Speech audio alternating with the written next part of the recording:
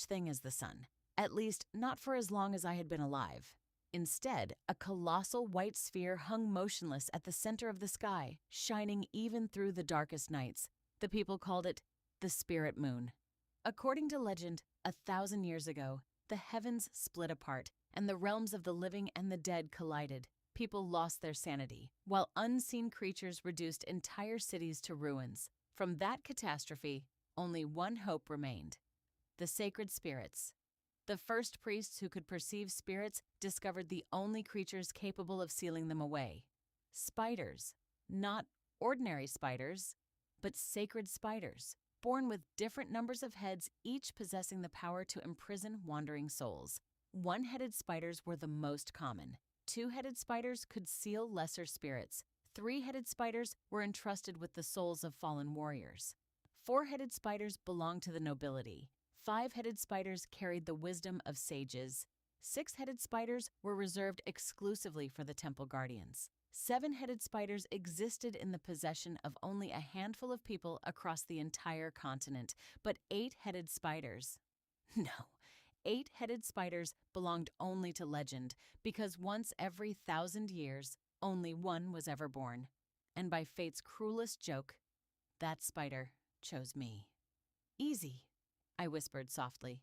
I cradled its long golden legs in my hands, carefully rubbing rice oil into each delicate joint with my fingertips.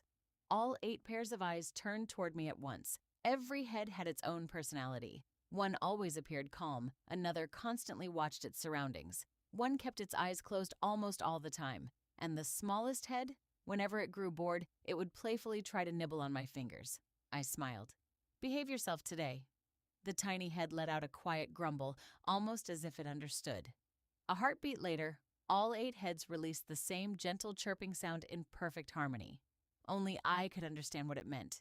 That was the sound they made whenever they were happy. When I finished oiling its legs, the polished gold reflected the morning light like molten metal. The village elders always said, the brighter a sacred spider's legs shone, the more peacefully the spirit sealed within it rested. As always, I counted its heads one by one. 1, 2, 3, 4, 5, 6, 7, 8. A slow breath escaped my lips.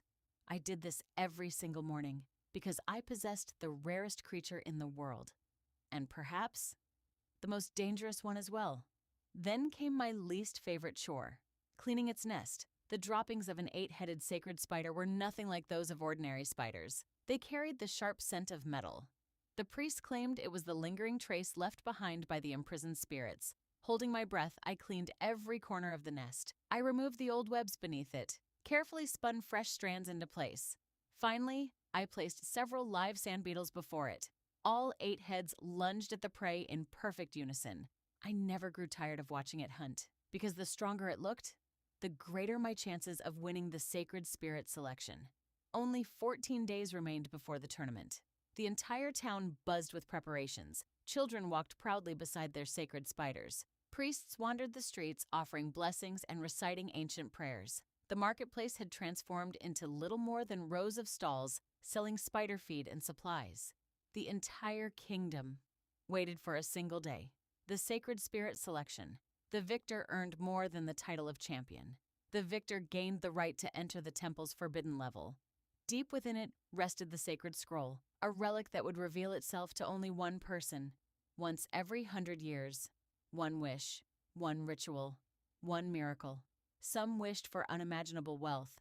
Some prayed for the cure to incurable diseases. Others sought power. Others longed for immortality. As for me, there was only one thing I wanted: my mother. I was 8 years old when my mother died. At least, that's what everyone told me. They never allowed me to see her funeral. Children shouldn't witness such things, they said.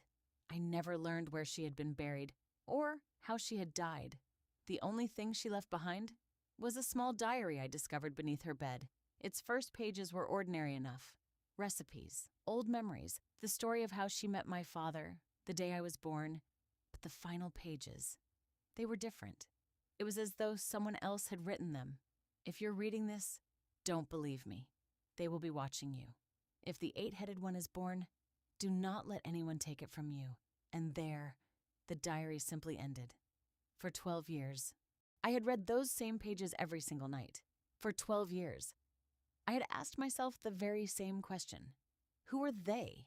The door slammed open. Are you fussing over that thing again? My stepmother's voice filled the entire room.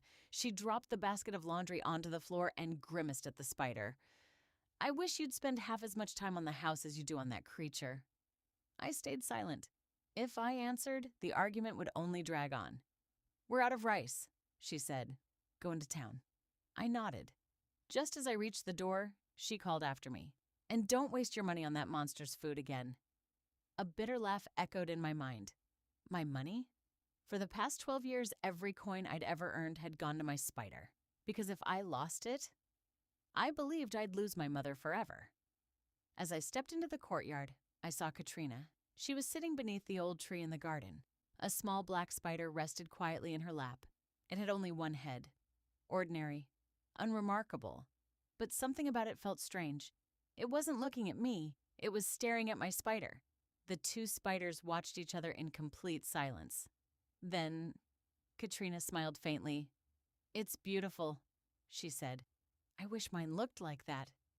For the first time, I heard envy in her voice. I simply kept walking, but something happened that I never noticed.